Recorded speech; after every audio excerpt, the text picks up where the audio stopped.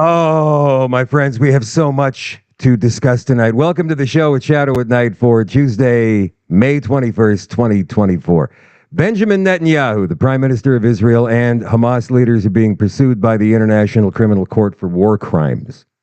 We'll tell you that. That story. It broke today. Also, the conservatives want the NDP to back their motion to get rid of, with a non-confidence vote, the Speaker of the House, Greg Fergus, who apparently has done something partisan again.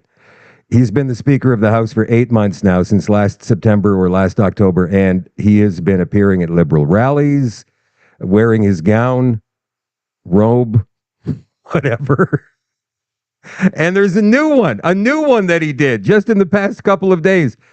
And because of this, and of course, what happened last week when he kicked Pierre Poilievre out of the House of Commons after Poilievre refused to withdraw a comment, he replaced the word he used that was supposedly non-parliamentary, but that wasn't good enough for this House Speaker, and so he kicked out, the first time in history that's happened in Canada since 1867, to kick out the official leader of His Royal Majesty's opposition. Incredible. Partisan? Yes, I would say so. But now he's done something else. That story is coming up. And Klaus Schwab has indicated he's stepping back, not stepping down, at least not yet, stepping back from his duties as the chairman of the World Economic Forum. All that stuff coming up in just a second. So you've been involved with this movement for quite some time, right? Couple years, 3 years. Some of you are newer. Some of you have been since the beginning. Some since before the beginning. And how many leftists have you seen in the movement? I can say not many, at least not in my personal experience. The way we see leftists today, and by the way, we have to stop calling them liberals because they're not liberals. Liberals are people who actually believe in freedom of speech and freedom of thought, freedom in general, right? That's a liberal. That's what the word means. Today's version of liberal is something completely different. I believe you should look up the definition for Marxist in any dictionary or any encyclopedia, and that is what they're using for liberal these days. So we've got a great guest tonight. His name is R.B. Ham. And R.B. messaged to me last week and said, "Hey, I want to come on do an interview with you." I said, "Why would we do that? I don't know you." He said, "I've had some fantastic conversations with the Grizzly Patriot, Mark Friesen. We've had some classic arguments about this, that, and the other, but ultimately, he believes in what we're doing." So he's a leftist who has seen the light, or has he? R.B. Ham joins the show in just a couple of minutes. The show tonight is brought to you, as always, by Canada Nano Silver, CanadaNanoSilver.ca. Let's get shopping. So what do we got here? Let's go have a look at that. Oh, look, we got the facial serum there. That's actually, all of these products, by the way, are all natural and contain the power of SilverCeutical formula. And you can read that up, or look that up and read all of the information required. All of those frequently asked questions are answered here on the website. So go ahead and look it up, Canada Nano Silver.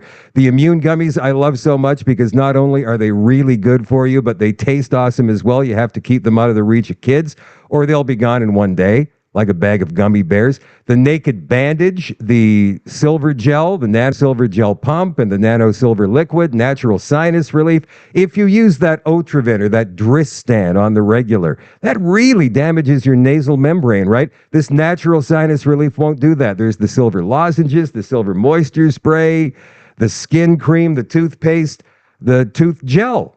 All of this available online at CanadaNanoSilver.ca. Again, that is CanadaNanoSilver.ca. Don't forget, between now and June 21st, the time of the Canada Stronger Together Conference coming up in Beausejour, Manitoba, $2 from every purchase of any product from Canada Nano Silver will go to recoup the costs for Ken and Rosalie Drysdale, who are shelling out the money from their own pockets to make sure that we can all get together. All of us Canadians from coast to coast to coast can get together in the middle of the country and discuss solutions, discuss ideas to get us out of this mess. So thank you, Kevin and Anna from CanadaNanoSilver.ca. I say again, CanadaNanoSilver.ca. So let's go say some hellos. Hello, Wayne and Mary, who is watching from Vauxhall, Alberta. Karen is watching tonight. Ooh, wait a minute. Is Colleen here? Colleen Branzy? Hello, Colleen. How are you doing? How are you? I hope everything is good in your world. Barbara's watching from Glenora tonight. Hello, Linda in Medicine Hat. Carolyn's watching in Somerset, Manitoba. Sheila's watching in Calgary. Debbie is in Tabor, Alberta. Hello, Diane in Regina. Bren is watching in Cambridge. Hello, Colleen, watching in Madoc, Ontario. I was almost going to say Ontario. I was almost going to say it, Colleen. Hello, Cora, watching in Edmonton. Lynn is watching in McCarrow. Russ is watching in Winnipeg. And Marta is watching in VI. Would that be Victoria, British Columbia? I don't know. Kim is watching in Ochre River, Manitoba. If you're watching on Facebook or on X tonight, guys, don't forget to like and share. Let's get this out to as many people as we possibly can. Over on Rumble, we've got V Styles watching in Toronto. Patricia's watching tonight as well. Hush Baby in Strathmore, Alberta. Patricia's watching tonight. The Mouth of the South. Who spells my name? Shadio. That's cool. Whatever. North Scotty is watching tonight. Jennifer Jupiter. Want to keep her. Nanasu. DK. Grease Goon is watching from Elmvale, Nova Scotia. Hello, Riznan 3PR watching in Enderby tonight. If you're watching on Rumble, it's a thumbs up. First of all, thumbs up. Let's get it out there to the 100 million strong Rumble community. Share from Rumble.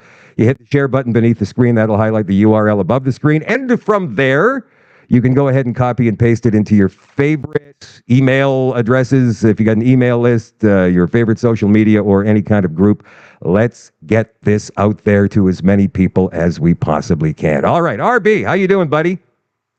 Hey, nice to see you. RB, you're on, buddy. Great. Can you hear me? I can hear you, but I'm thinking that you can't hear me now. What's going on? Oh, I can hear you. Okay, so we've got a bit of a delay. Okay, RB, please. And by what's the matter? Hello? Hello. RB. I'm here. Okay, so you can hear me okay? I can hear you just fine. Okay, excellent. So RB, tell us your story. Tell us who you are. And don't go back and to the womb or anything, but give us a synopsis of who you are, where you're from, your beliefs prior to all of this happening, and how they changed in the past few years, and some of these tremendous arguments you've had with the Grizzly Patriot as well. We want to hear about those. Okay, well, my name is Richard Brent Winteringham, and the shortened version, of course, is RB Ham, because it just works. And I've been called RB Ham since I was young, so it's sort of been my nom de plume. It's what I did all the protesting under this name. But anyway, my name is RB Ham. My wife and friends all call me Brent, and somebody calls me Richard, which my wife often does. That's when I'm in trouble. But anyway, so I was raised in a union household. My dad was a Teamster, and I always believed in unions because if you go back to how they were started at a time when they were needed. That's how we got the 8-hour work day, the 5-day work week, got the children out of the mines, that sort of thing, right? And so I always was a firm believer in that. But I was always also a classic liberal who did a lot of reading and believed in freedom of speech and freedom of association. I was an anti-war activist and a civil rights activist all my life. I marched against the Iraq War and even gave a speech out in front of 2 MLA and MP's office here in Saskatoon when the Iraq War happened, saying that how the working class has to be against this war because this war is being, like all wars are bankers' wars, right? Stuff to make money, the military-industrial complex, blah, blah, blah.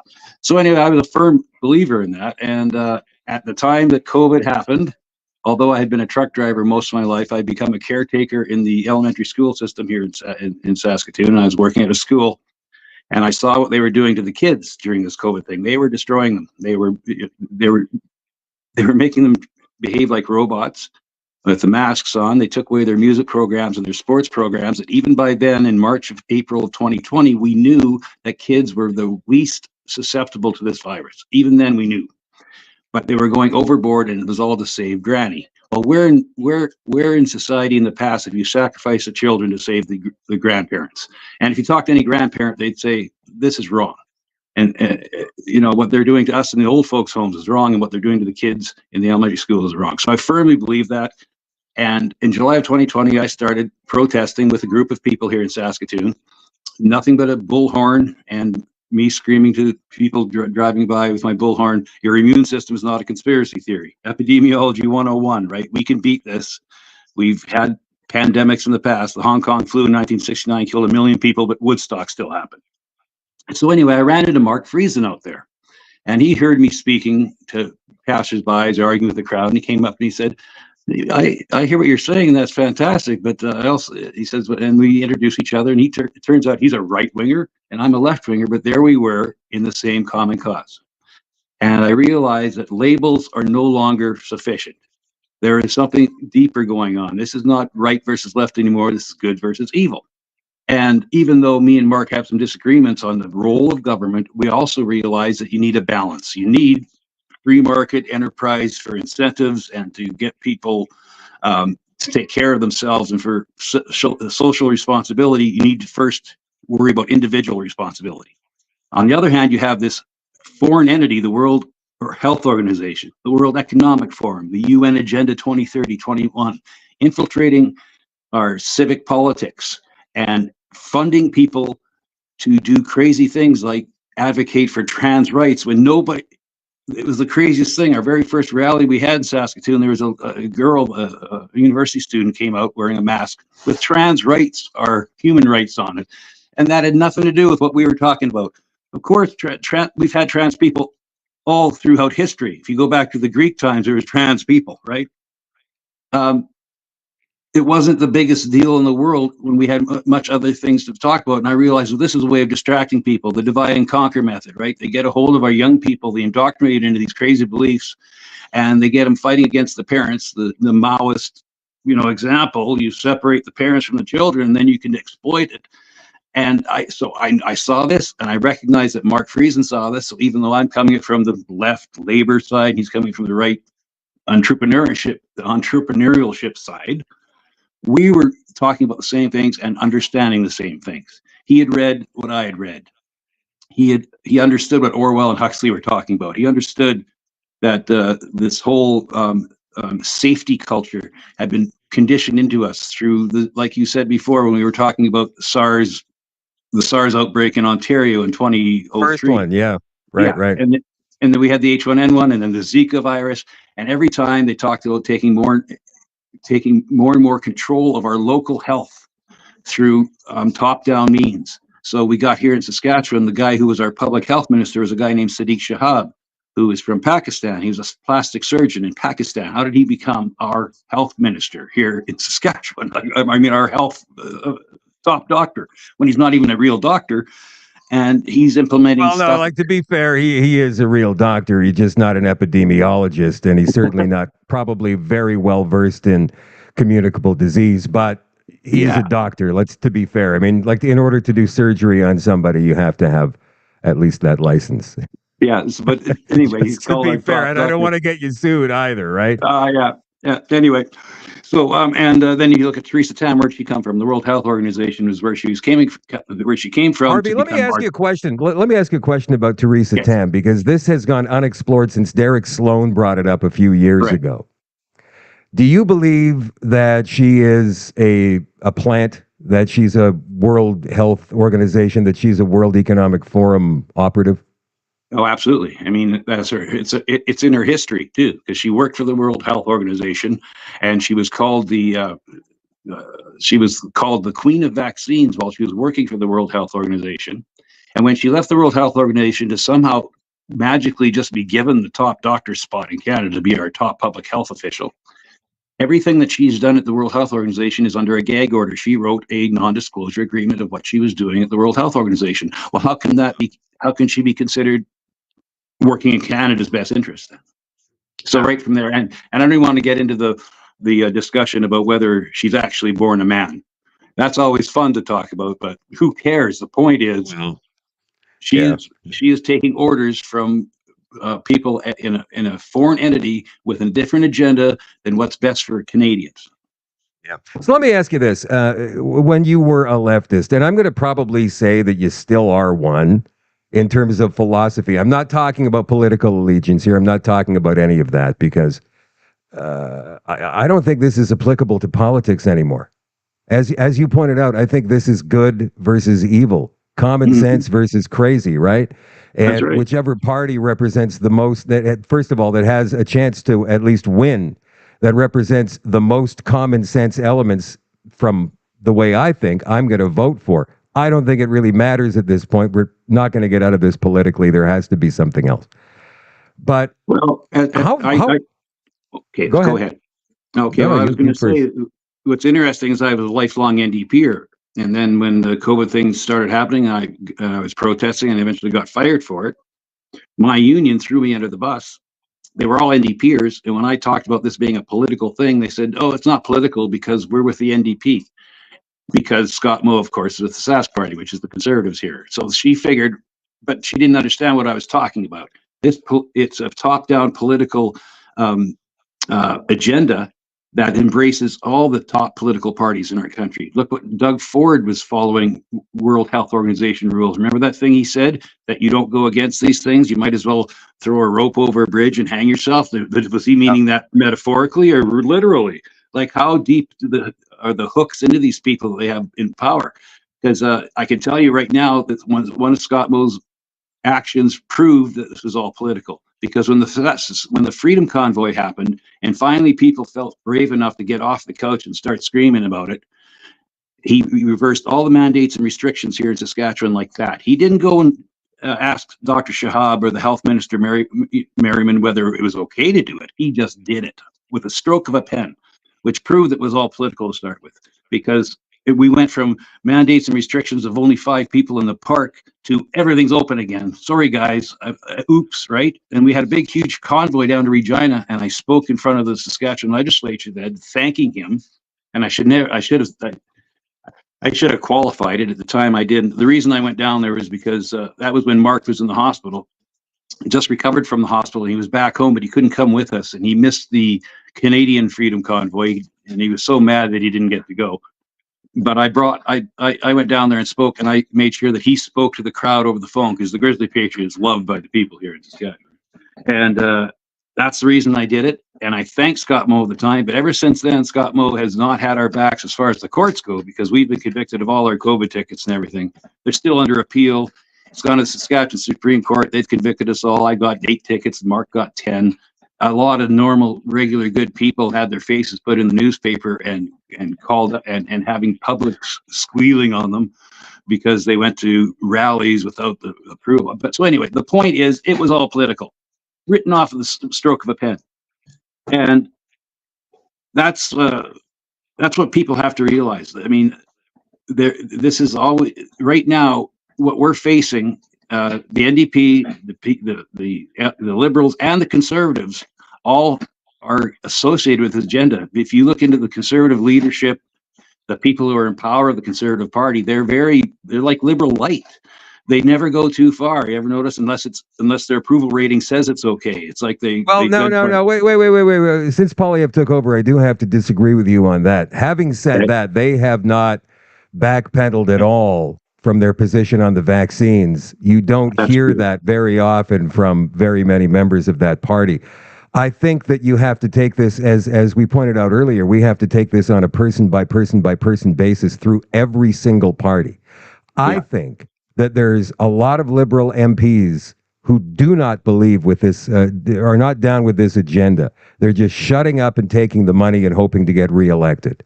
Yeah, I believe the same goes with the NDP, even though there's 24 NDP MPs. I think that there's a few of them who don't believe this nonsense and they're just going along with it. And I believe that there are more conservative MPs who really don't believe this stuff. I mean, you've seen the stuff Leslyn Lewis has come out with, and there's been a bunch of the other ones. Leslyn Lewis and definitely a few other of the CPC MPs have been stepping up and fighting back against this, and notably Danielle Smith as well in Alberta, probably, and I wish she would be more bold and vocal about the things that she's hoping to accomplish. And she can do this because she wasn't in power during the COVID restrictions, right? So she can go ahead and look back and say, hey, you know what? I wasn't doing this to you. It was them. Yeah, same party, different guy, though. Wasn't me. So she can legitimately say that. Well, she But wasn't even she was working as a journalist when all that started. So she was right. She came in from the outside and I had a great hope in her. But and a lot of, like, even Mark's a little upset with her. Other people in the movement are a little upset with her that she hasn't gone far enough, but maybe she can only go so far. I mean, you're the premier of the no, province. You have no. to do certain things you might not want to do, like stand for a picture with Christian Freeland because she's visiting. You got to do it. It's Well, for shit. you, Yeah, you do. But the thing about Danielle Smith, she's got 3 years left, that's right. right? As the premier, she can do whatever she wants, and 3 years is a lot of time to change minds, especially if you run a public relations program like they jammed down our throats during the COVID years. And Oh you yeah. got me thinking as we talk about all of these premiers, what the hell ever happened to Brian Pallister in Manitoba? I don't know. It's like the one before Scott Moe here in Saskatoon too, or in Saskatchewan too. I forget his name now. Brad Wall. Brad Wall and Pallister were really good conservative leaders with common sense policies. That just before all this happened, they kind of said, "Well, I'm done, and I'll just get out of here." And it's like they knew it was coming. They didn't want to get caught up in it, and But maybe they. Pallister was the premier. Mhm, Pallister was the premier in power that's when all true. of this happened. And then he announced during his term, I mean, he had just been elected again, I think a year and a half before, that he was stepping down. And he said previously he had no intention of stepping down. He was going to fulfill that final term and then step down. Well, But then no, I'm quitting. He you said got to he said figure. I'm quitting. But let Yeah. me finish this thought because it's very interesting. There was a couple of press conferences that he gave, just like all the premiers were doing all across the country. And he looked so pained when he was saying, we're shutting this down, we're shutting that down, and don't test me opening your businesses. But there were times where it looked like he had a gun to his head just off camera. You couldn't see it. But there were times where it looked kind of like that. And then he, just from the expression and his body language, and then he just quit and vanished. And we know he's got a home in Venezuela or Costa Rica or wherever he is. And I wonder if he's there running away from the cabal. If he had done what his part of the deal was, and now he's going to go and live out his life happily with his family safe. Maybe some of these guys were actually threatened with bodily harm, or their families threatened with bodily harm if bribes didn't work. Because remember, Pallister was already a rich man before he ever got into politics. So it makes you wonder exactly how they captured each one of these people and if they actually believe the things they say. Well, it's all speculation, but you remember that one press conference where Williamson, I think it was, Chris, and the other out in Ontario, where they're caught on a hot mic saying, "Well, we just read what they put in front of us." Yeah, Who's writing the script? You got to wonder. yeah. And The it's and bureaucrats. and the bureaucrats are being controlled from the top. When you talk about the public health system, Theresa Tam, and then in every province, if you look at the backgrounds of all these health ministers in every province, they're connected to the World Health Organization in some capacity, and they're being told what to say from a global perspective, not from a Canadian common sense perspective. You know what I mean? Because I remember the former Manitoba top health official was interviewed by CBC just a month after the COVID thing really started happening. And he was saying, "Oh, I've seen a pandemic every year. It's called flu season. And what we're doing here is going to exacerbate the problems." CBC cut him off and Yeah, he discontinued the actually interview. he testified in a court case and said this is all bullshit. There is Yeah. absolutely no proof, right? And they just completely ignored him. And then when the other guy, the guy currently in charge, Brent Rusin is his name, he comes on and says, "Yeah, I don't know. I don't know. We haven't got the statistics." "Well, you're going to get them for us." "Oh yeah, we'll get the statistics and all of the facts and figures for you." "Oh, but we don't." He couldn't answer any questions, and the judge went along with what he said, as opposed to the No. previous guy who was saying, "No, this is wrong." Lucette makes a comment here. She says Danielle Smith approved vaccines for baby 6 months old. No, that is just wrong. She says no, she did not. Danielle Smith did not do that. Remember that these things are controlled by the health ministry, the health bureaucrats, and the politicians don't have anything to do with that. And if they do, those are invalid laws and mandates. Remember what happened in Alberta about a year ago? All of those tickets had to be thrown out, and all of those mandates were considered completely unlawful. Why? Because they weren't signed by the chief medical officer. They were signed by the Premier Jason Kenney at the time. And that's not how it's supposed to work out. That's not how it's supposed to play. It's not supposed to be a political decision. It's supposed to be a medical decision, right? So you guys, and this is something I've been saying, all you guys watching this show right now, and I'm guilty of this just as much in many cases. We blame the politicians, but we need to start looking at the bureaucrats, those people. This is the deep state that we're talking about. These people who have been there for years, and they're supposed to be nonpartisan, apolitical. They're not. They're working with an agenda. Look at the ICLEI agenda, for example. All of that crap that goes all across the country. 400 plus municipalities. We did a show on that last week. We'll do another show very soon with Maggie Hope Braun, because we're trying to get rid of this UN agenda, this ICLEI agenda, because that's what's creating these 15-minute cities. Anyway, let me ask you this, RB. As a lifelong leftist, when do you think that leftism as a concept and a political movement in the West was captured?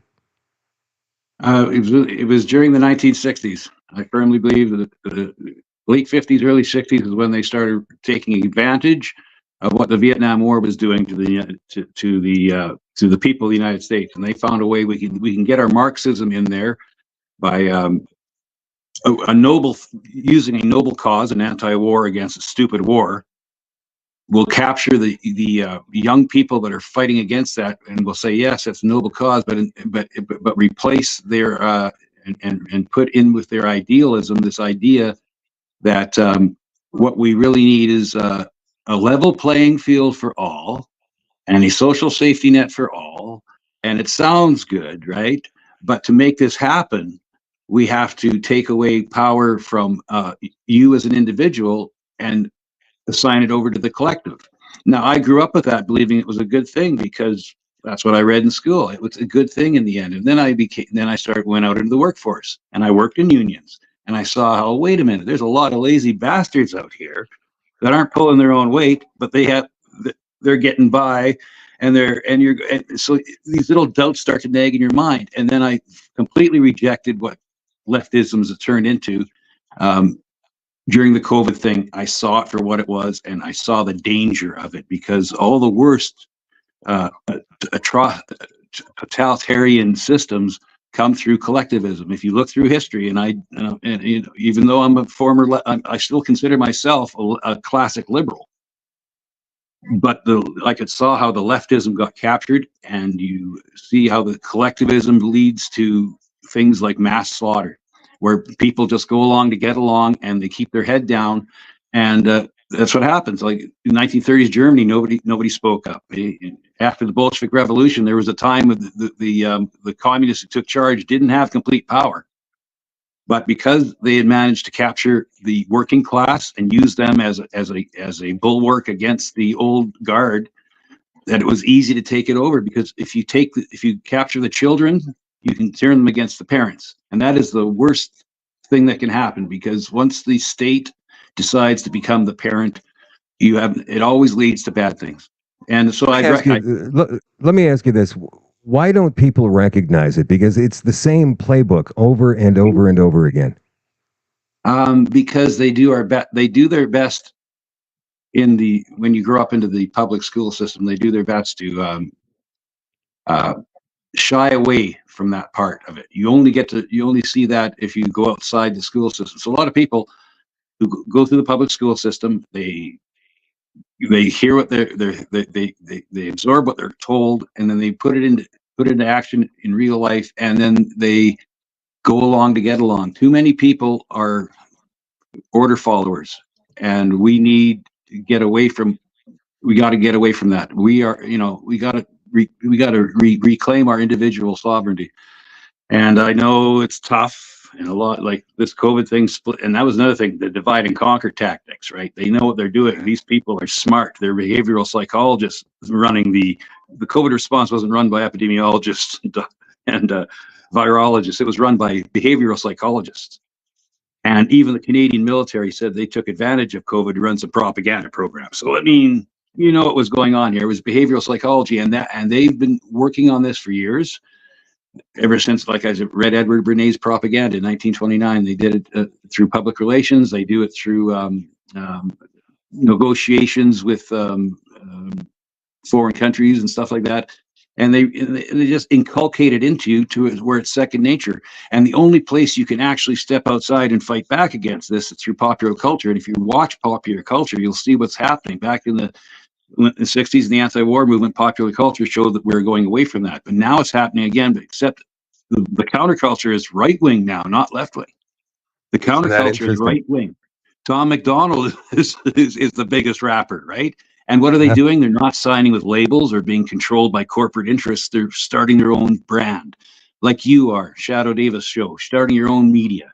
That's what's happening now. And you can call it right wing, but it's just common sense, right? People can only be pushed so far. There's going to be an awakening, and I think what happens is people have to feel it themselves. They have to hit rock bottom themselves before they realize what's going on, and then they'll start fighting back. When they realize that their children can't afford a home anymore, that the American dream or the Canadian dream, if you want to call it that, has been taken away from them. Maybe then they'll fight up. You know. Well, that's already going on right now. You know, I saw this interesting meme the other day, and I'll try and describe it because I'm not going to put it up on screen. I haven't got it available, but it's a cartoon, and it looks to be a man and a woman going out on a first or second date. And he says something typical of a male. I forget what it was, but she looks at him and she says, "Oh my God, are you a right-wing extremist?" And he looks over at her and says, "No, I'm just a regular dude from 20 years ago." Yeah, exactly. That's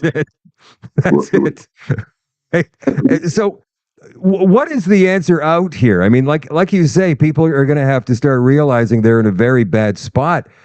But that's one thing to realize. It doesn't take much to look at your wallet and go, "Wow, man, I haven't got as much money in here as I used to have in groceries." Like, I made a joke with somebody today. I was at the grocery store today, and there's somebody standing there with a bunch of bananas, a couple of grapefruits, a block of cheese, and a couple of loaves of bread. I said, "So what's that? Like over $100?" And we laughed about it, right? Mm-hmm. But it seems like, I'm not sure if it's just Canadians or human nature, that we were shocked initially by these things that happen. And we can see this all through the COVID response. And maybe after a few days, we just kind of normalize it because that's our new normal now. That's our new life. And that's the way they've been pushing us, right? With the frog boiling in the water. So what is it going to take? Do we, in fact, have a breaking point? Or is it just that we're going to take this until the bitter end, until they've got us locked down in 500 square foot apartments, wearing masks wherever we go, and taking shots every 2 weeks and all of that? Well, there's a saying, and I think Robert Burns said it: the best laid plans of mice and men oft go awry. And so these globalists think they have all the power, and they think they can do this. Like the World Economic Forum for years, very confident in what they're doing. So they did public forums showing us what they're going to do, right? And they think, well, we'll get away with it because we have all the power, and we'll just be able to take, and propagandize them and cancel people and censor people. But you know what happened in Eastern Europe just before the wall fell, right? The communists thought they had everything under control, right? In Romania and in Hungary and in Poland. And then the next thing you know, it's no longer there. The greatest changes happen when you least expect them. So I do believe that people are going to wake up, and there's going to be a moment where it just collapses because they can't keep it up anymore. It's a fiat, just a fiat currency system. We've got $34 trillion in debt, Canada's now, and they're adding $1 trillion in debt every 100 days. What the heck is going on? And the more Maxime Bernier said it, right?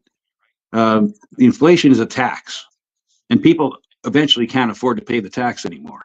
And more people are waking up, and that's what's going to happen. The West, they think they've got it all under control, but the next thing you know, It's not there, and I think that's where we're going to see it. We're going to see it because it's too in your face what they're doing right now.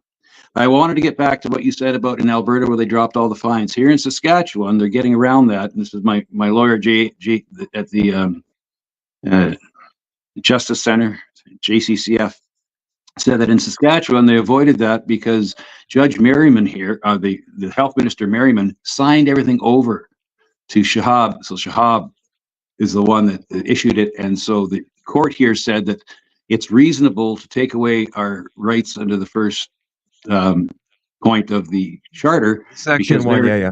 Section 1. Because if an emergency can be demonstrated, then they have the right to do it. Then it's reasonable. But the problem is that they're just taking the word of Schwab, what the public health is saying, without any pushback. They're not taking his words and putting it to a test. There was no vote for it. There was no public forum for it. They didn't bring in other scientists and epidemiologists and virologists who disagreed with it. So it's a dictatorship under Schwab, then, is what they're trying to tell us. In Saskatchewan, we live under dictatorship of Schwab until Scott Moe, with a stroke of the pen, took that power away from him. So isn't Scott Moe must have signed on to it to give the power to him, but they get around it by making a junior minister sign the power away, and then Scott Moe can step back and say, it's nothing to do with me. Let me ask you what you think of Scott Moe. Very disappointed. I'm glad about some of the stuff that I'm glad that he did the mandate and restriction, took them out after the Freedom Convoy. Got to realize that, but he was pushed by his constituency, because before that happened and the Freedom Convoy happened, even then he was feeling it, because his constituencies is the rural people, right? The farmers. And they hated this COVID stuff, and they let him know, and the donations dried up. And so when the Freedom Convoy happened, he signed off, and he got rid of the mandates restrictions immediately, because he was going to lose the people that prop him up and keep him in power, the rural folk, because they have a lot of power here in Saskatchewan. If he lost them, then he's done. So it was a political thing all the way. But at the other stuff, I'm glad that he fights back against Ottawa about the carbon tax and the oil revenues and all. That's all great, but that's all the public face stuff. That's sort of the divide and conquer stuff. But when it came to right down to it, he went along with these mandates and restrictions, and I'm sure he knew better. He's not a stupid man. I've got a grade 12 education. I'm not the brightest bulb in the world, but I did my own research. God help me, I did some reading. Oh no! Yeah, I did my own research, and I found out, hey, wait a minute. This event 201 happened in October 2019. It's readily available, where they planned this all out. And then all these things start coming out of China, and nothing gets out of China unless the Communist Party lets it get out of China. Put two and two together. Come on. Yeah. Right? Yeah. Yeah. And the available information through John Ioannidis at Stanford, the infection fatality rate we knew by March of 2020 was not going to be that bad, but they went ahead anyway. Klaus Schwab wrote a book called COVID-19 and the Great Reset. Remember, he wrote that book, and right in it, he says, well, the infection fatality rate of this isn't going to be that bad, but we'll use this as an opportunity to get through what we want to get through, which is more control of people's lives because of climate change and this and that. Yeah, but an RB, you're a conspiracy theorist. You actually... Look what the shirt said. The best part about being a conspiracy theorist is no myocarditis. Boom! That's right. And so, as far as I'm concerned, being called a conspiracy theorist is a badge of honor in this world. Yeah, because we're always right. Let me ask you this. I mean, the information, most of the information anyway, I mean, I pride myself on making sure the information is available before I talk about it. Occasionally, we'll speculate once in a while, because one thing leads to another thing and so on. You're not ever really going to hear me talk about aliens, space creatures, lizard men, none of that stuff. But I will talk about things that we can't talk about because it's based upon fact. So we have, as you've been pointing out, quite rightly, in our discussion so far, we knew all of this stuff wasn't as bad as it was being trumped up in the left-wing corporate media. All of the facts and figures are available. All you have to do is look, and you can present them to people. Show them. Here, look at this. This comes right from the government you believe in so much. And they'll still look at you right in the face, like you've just said you were abducted by aliens and they screwed you in the ass. You are a conspiracy theorist.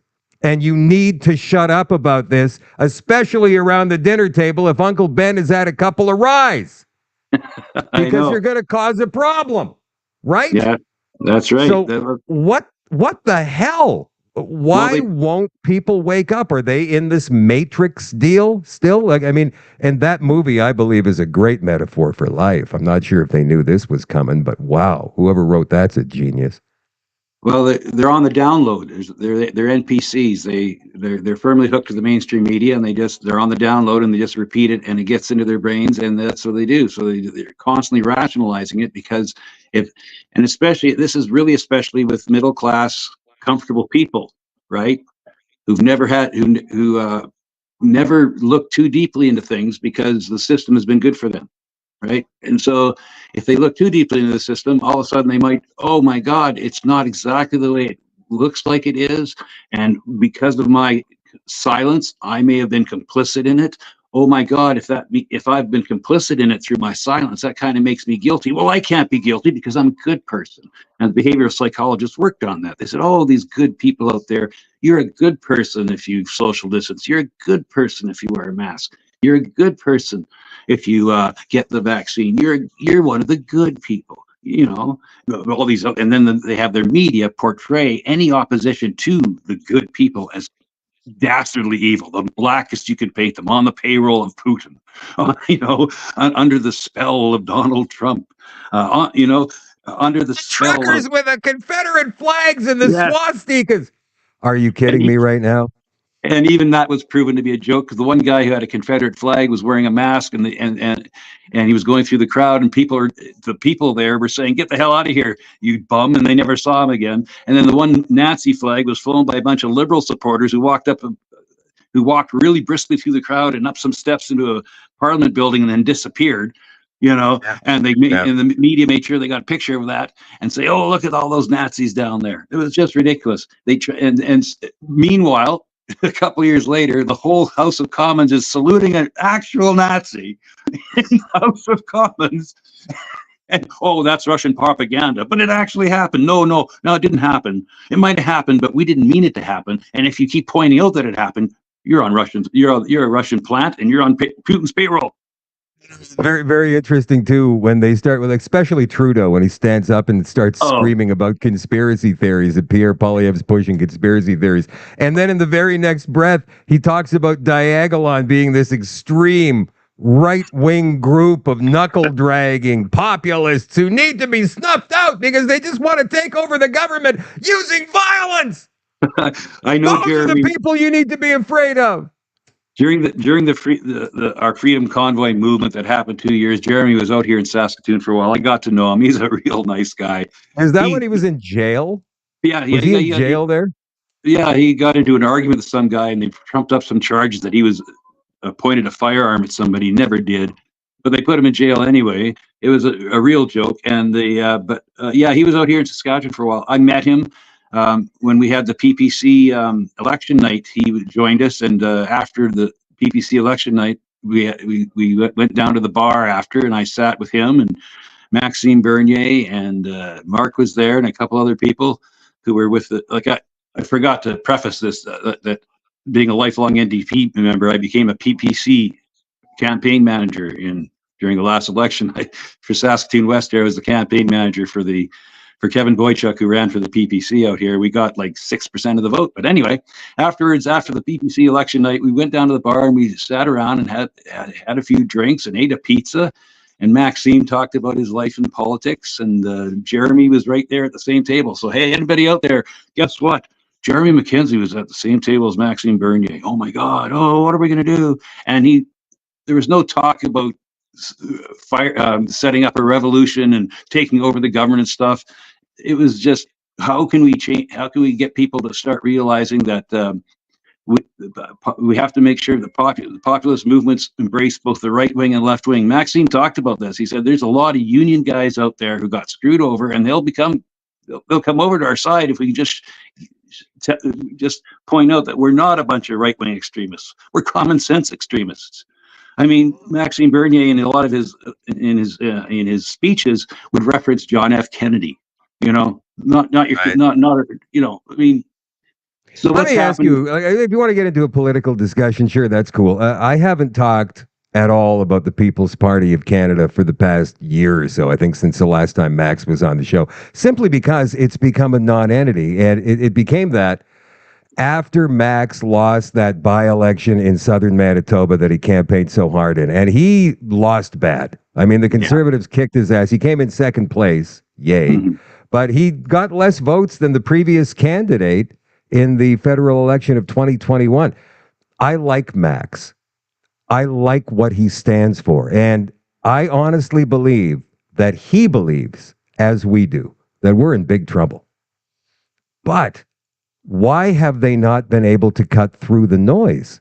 Is it because of Max himself? Is it because the left-wing No, no, corporate media has no. painted him as such? What A little bit is of yeah? I it's a, know I'm finished. And I understand that it's difficult for any new political party to gain traction overnight. It just doesn't happen. But the PPC has been there now, what, 5 years? 5 years, and aside from Max himself, there are no real big names in that party, which I think makes people believe, a lot of people anyway, that this is just a Max Bernier vanity show. yeah, it could be. It could be. I've My biggest thing is that people hate Trudeau so much that abandoning the Conservative Party now, even with all their faults, and Pierre Poilievre, even with all his faults, that abandoning the People's Party of Canada, abandoning the CPC, and then joining up with the PPC will split the right wing vote, and those bloody liberals, like Trudeau, might team up with the NDP and get back in again. So I think that's probably what it is. I mean, I think Max seems to be the greatest guy in the world. He could be the next John J. Diefenbaker, and he's not going to get the support because people are too scared. They want Trudeau out. People on the right or in the middle who want Trudeau out are not going to leave the Conservative Party until after, let's say they win the next election, the Conservative Party gets in with a majority.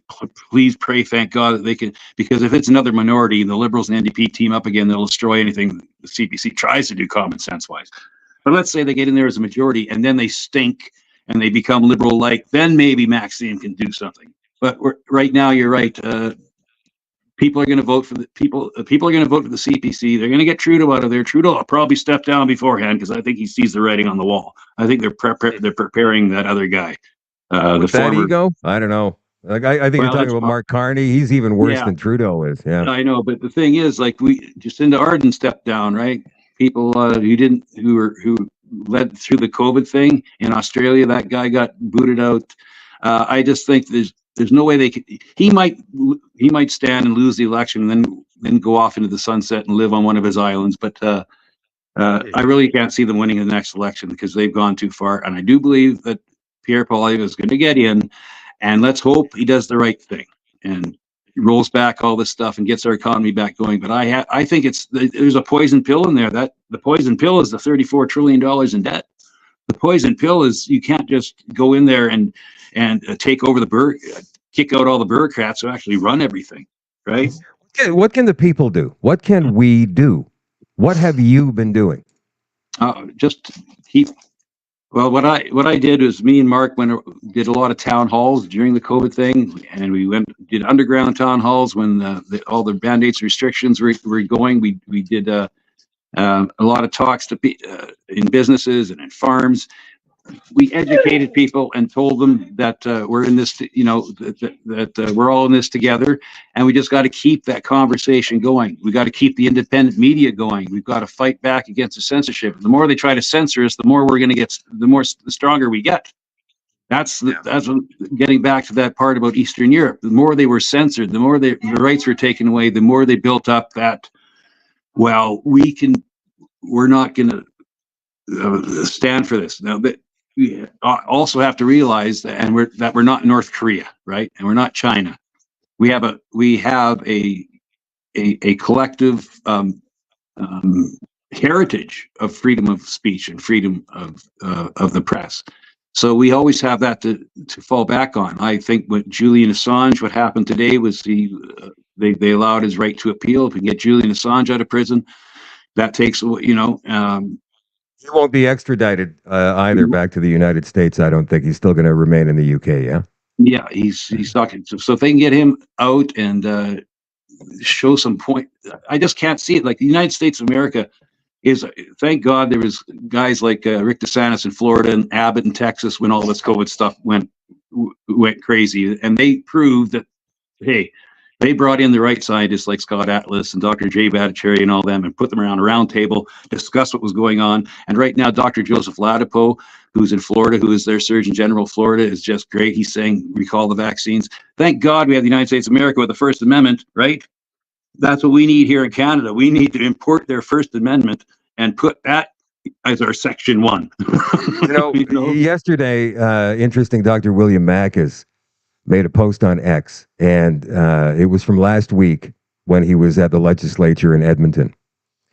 And he was in the building having a meeting with that COVID committee that Danielle Smith has put together regarding the vaccines. They're talking about maybe not recommending them now for little kids, 6 months and younger, which I think is a good step. It's a baby step, so to speak, pardon the pun.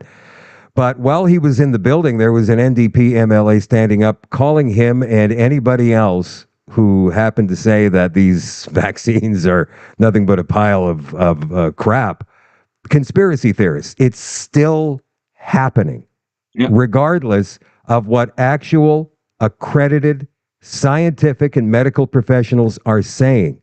And it doesn't seem that there's any political will, at least not yet in this country, completely opposite of what we've seen in the United States, as you just point out, willing to stand up and say, I think we need to have another look at this stuff.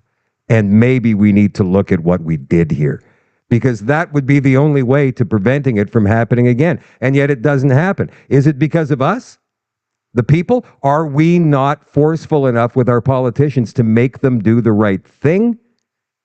Yes. What is it? You get the government you deserve. I think Mark Twain is the one who said that, right? You get the government you deserve. We live in a so-called democracy, so the people's voice has to be heard and it has to be focused. The more they try to censor us, the better off we're going to be, I think, because that just proves their weakness. Because tearing out a man's tongue doesn't prove that you're strong; it proves you're afraid of what they're going to say. So we just got to keep pressing this. We've got to keep talking. We've got to keep the conversation going. We've got to go to independent media. We can't give up. That's the biggest thing they want us to do, is just to throw up our hands and say, "Oh, we can't beat this." So it's up to us. You look inside yourself. If you want to know who's going to save you, look in the mirror. Donald Trump's not going to save you. Pierre Poilievre's not going to save you. Danielle Smith's not going to save you. Martin Luther King isn't coming back from the grave. Tommy Douglas isn't coming back from the grave, and Preston Manning's too old. Stop looking at somebody else and some other ideal. You're the one who's going to make the difference. So you look in the mirror, that's who's going to save you, and speak up, because you're running out of time. And if there's members of your family, like there are mine, who cut you out of their lives, try to keep the conversation, keep a lane open to get back in there and say, look, we don't blame you for what happened. Behavioral psychology is a horrible thing. And we know that they fed on your better nature and that you were a good person. I understand that. But that doesn't mean you can't come to your senses now. Take a look at what's happening. Take a look at what's going on with the economy. Take a look at what's going on with this divide. You really always bring up the divide and conquer and realize that's the game. They want to keep us fighting each other so we don't look up and see what's really going on. So it doesn't matter what the left-wing puppet or the right-wing puppet is saying. You have to realize who's controlling them. RB, we're having a big nationwide event in Manitoba next month. And I'm not sure if you've heard about it. It's being put on by Ken Drysdale, who is the lead commissioner of the National Citizens Inquiry. I'm going to be one of the presenters there and one of the moderators of all the panels. And I would love for you to come out and bring some of your friends with you. Because, I'd love to. Yeah, we need a lot of people there. This is going to be a solution-based event. And people are going to be talking about different ideas, things that we can do to fight back against the Marxist wave. And the other thing is, and I would say equally as important, is being together with like-minded people. You know, I went to Swift Current a couple of months ago for Chris Barber's fundraising event. Tamara came out, and a few other people came out. Eva Chipiuk was there. And I got to meet just the regular people, people just like us. And I'm going to say there was 700 or 800 people there. And I tried to talk to as many of them as I could. Of course, you're not going to be able to talk to them all. But there is no better feeling as human beings who go through the human condition every day of sitting down with people who have been through similar things, if not the exact same thing as we have over these past 4 years, and just being able to sit and commiserate without even really saying a word sometimes. Like you just look at that person and and then you just sit there with them for a few minutes, right? And I think that is going to be one of the things that we do. It's almost like a healing. And I don't want to make it sound too much like a religious experience because then people get turned off. What do you mean, like Brother Love's Travel and Salvation show? No, that's not what I'm talking about. It's cathartic and in a way spiritual. And I would really like to see you come out to that and bring as many people as you possibly can with you. That would be fantastic to sit down and shake your hand, man. I'll put in a call to Mark and see if we can get something together. And if Mark is going to come, I want the two of you arguing on one of the panels because that would be gold. It would be useful, but it would also be some entertainment gold. RB, thank you for coming on tonight. We appreciate you taking the time. Get you on again, man. All right. There is RB Ham, you guys. He has been one of us since the beginning. And I like a lot of the things he had to say. Yes, there have been people in the comments saying, well, Shadow, come on. I mean, he's saying things we already know. Yeah, I get it. But here's something else that you guys, you may understand on a certain level, but may not on another. When he talked about mind control and propaganda, promotion, basically, we all know about McDonald's. Why? Why do we, why is that? If I'm going to ask you, what's the first fast food restaurant that comes to mind? Everybody would say McDonald's. I want a tissue. I have to blow my nose. You say Kleenex. These two things have become synonymous with the products that they carry or the service they provide. Xerox is another one. Google is another one. Why is that? It's because of marketing. That's what it is. And that's why people are so brainwashed with all of the stuff that we know to be different, because that's all they've been hearing relentlessly for the past 4 years. So if we're going to be able to fight back against the next thing, we're going to have to get a fantastic marketing team. And that's one of the things that we're going to be discussing during the Stronger Together conference in Beausejour, Manitoba, June 21st, 22nd, and 23rd. More information, Manitoba Stronger Together, all one word, manitobastrongertogether.ca. We would love to see you there. All right, guys, we still have so much more to cover tonight. Taxes.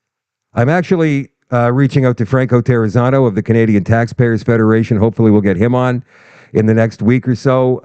We do have, who do we have on Monday night? We've already got confirmed. Hang on, let me check. I need to check my appointment schedule here. For Monday night, it is, I'm getting there.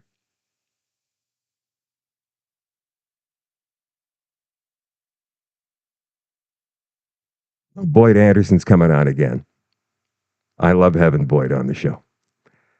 So many emails. Give me 2 seconds here.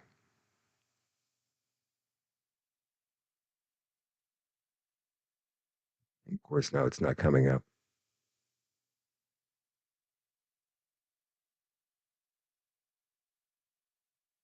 Oh. Okay, we've got a couple of filmmakers coming on. I'm sorry for doing that. I'm just getting new emails. I'm going, oh, really? That's going to be awesome. Dr. Stephen Malthouse is going to be coming on soon. Ted Kuntz of Vaccine Choice Canada is going to be coming on. Ooh. We've got some good guests lined up, is what I'm saying. I just haven't got them all scheduled yet, but we'll get there, you guys. We will get there. Thank you for being here tonight. Thank you for becoming all access members if you are at shadowdavis.com. We'll see you there in just a couple of minutes for the extension. If not, thank you for being here tonight on either Facebook or YouTube or Twitch or X or Telegram or Rumble, and we'll catch you tomorrow night at 8 o'clock Central for another Shadow at Night live stream. Love you all, appreciate you all on shadowdavis.com. We'll see you there in 2 minutes' time.